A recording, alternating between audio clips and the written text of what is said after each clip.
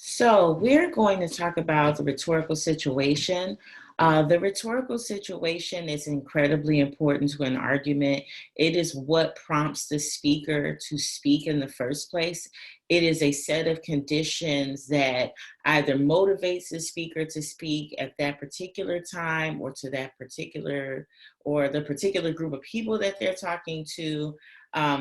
Or to convey the message that they are conveying. The rhetorical situation kind of sets the tone for everything. So that's what this next set of slides will go over. So the first question you want to ask yourself is why here? So the why here is associated with the occasion. Like, what occasion is it? Are we at a graduation? Are we at a funeral? Are we at a presidential election debate?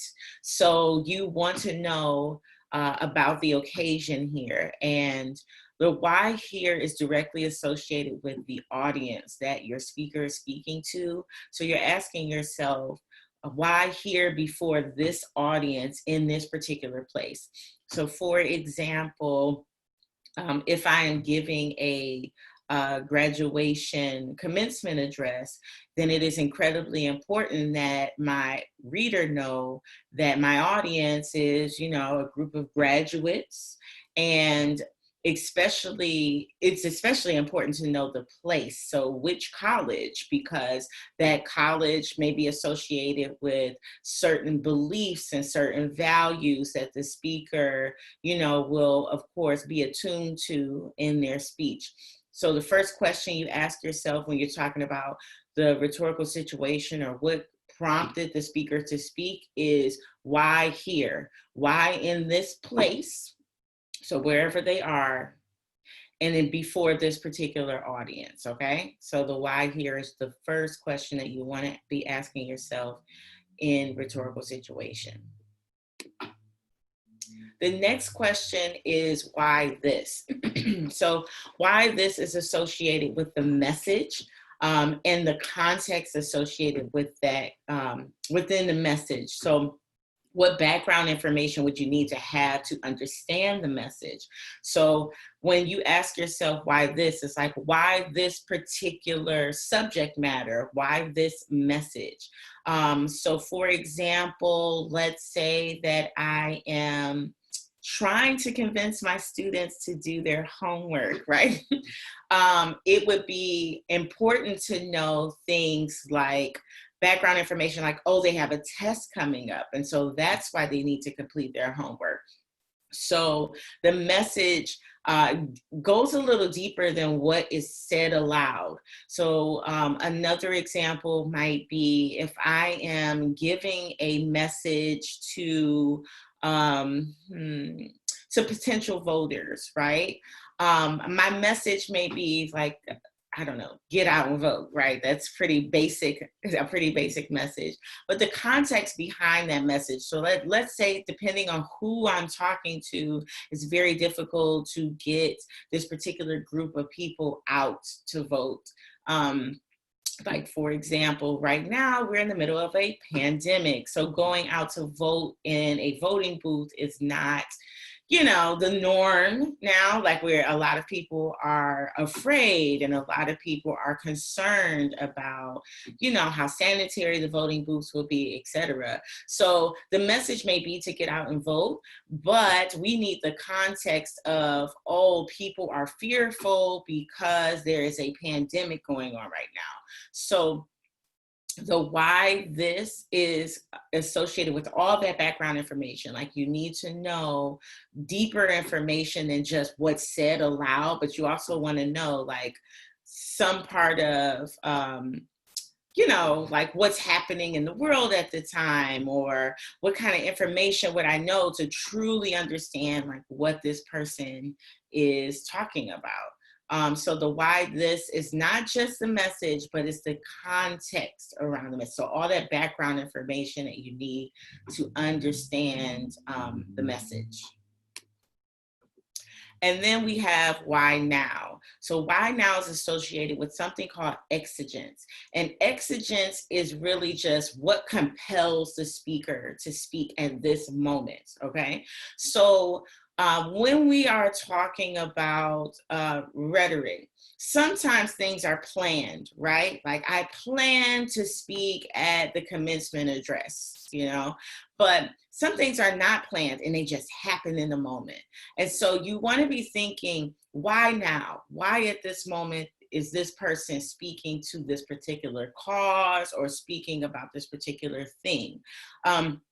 And depending on what they're talking about, you want to think about if this particular speech happened at a different time, how they might temper their language, or if they are, you know, being mobilized or energized by a particular audience, how does that change how they deliver their arguments through writing or even speaking? So you're really thinking about like the speaker's motivations and what has like inspired them to speak.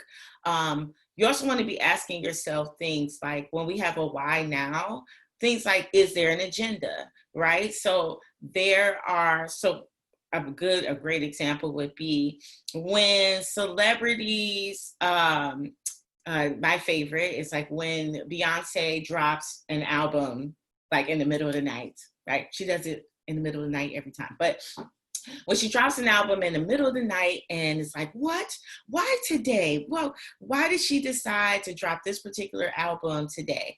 And then taking a listen to the music and understanding contextually like what it has to do with what's going on in the world right now. Like, what is she trying to say? Why did she decided to drop this album at this particular moment in time? Okay, so you're thinking of the why here, right? Like, why in this place at this time? So it could be a lot of when you're thinking about why here, it's not just like physical place, right? Why here could be why in this magazine, right? Why on this television show or a news station?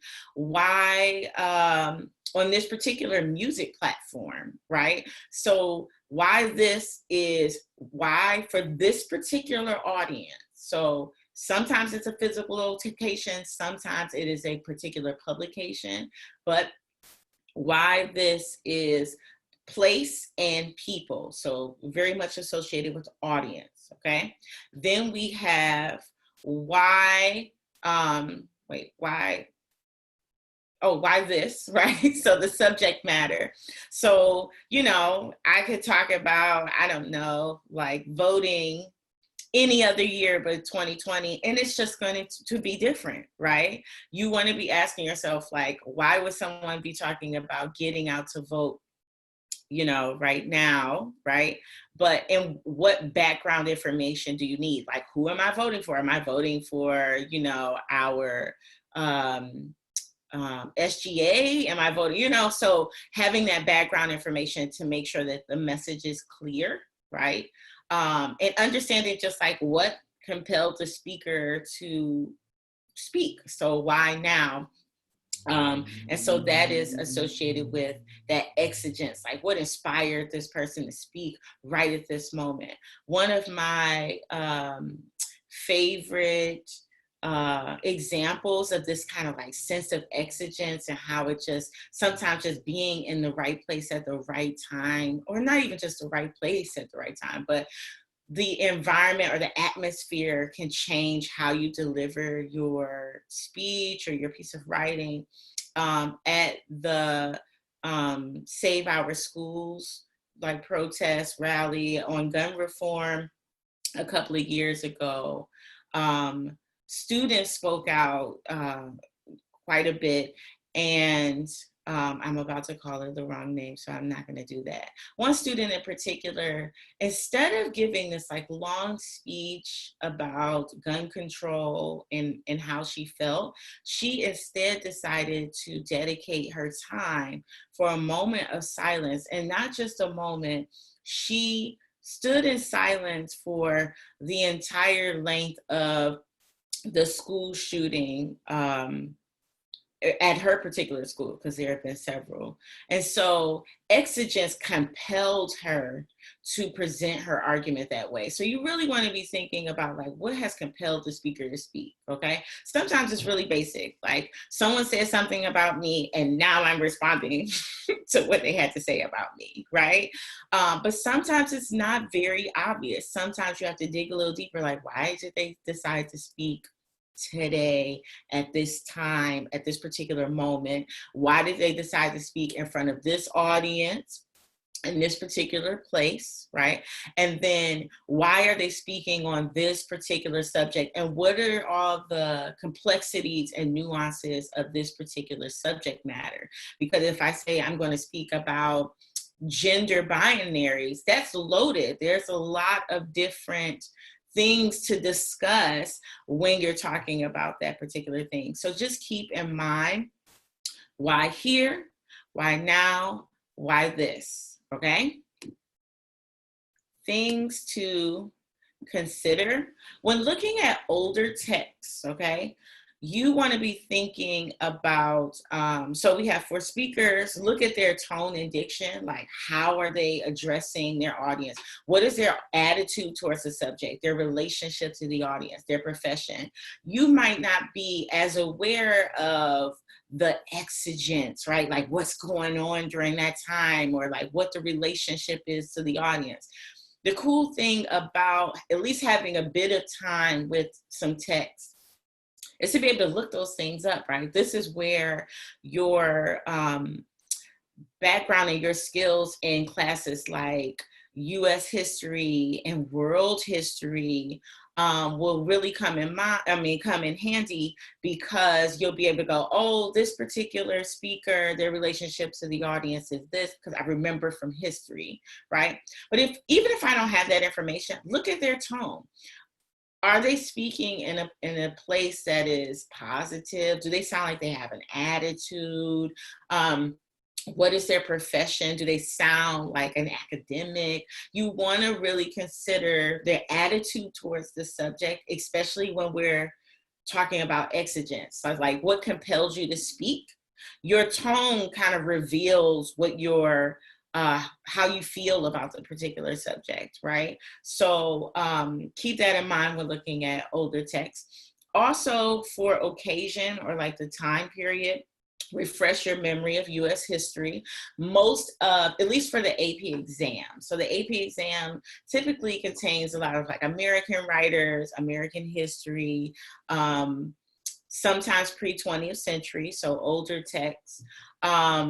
So I want you to kind of brush up on your history a bit. Like you don't want to have a text and go, I have no idea what was going on during that time. Like refresh your memory and try to, know a little bit about just general US history is very beneficial. My history buffs out there, you will love rhetorical analysis, because you'll go, oh, I know that this particular president felt this way about this particular initiative or law, and you can incorporate that into your analysis. The more background information you have, actually, the better. So just keep that in mind, that knowing a bit of history is really beneficial to the cause here, right?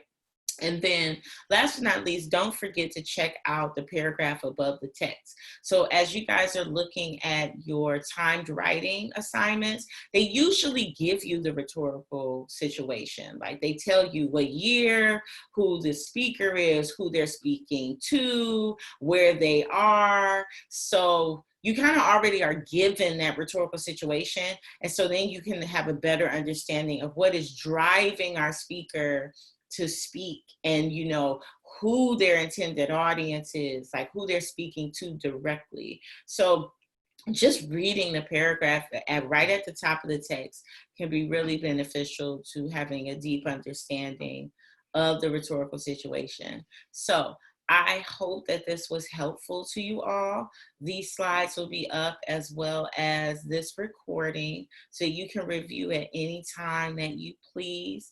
And I would encourage you to also take a look at the rhetorical situation videos on AP Classroom, they also dig into not just the why here, why now, why this, but they dig into like exactly how this might look on the test. And so I would encourage you to check those out as well, especially if you are struggling to understand rhetorical situation. But we will talk about this a great deal throughout this quarter. But hopefully this was helpful to you all. So thanks.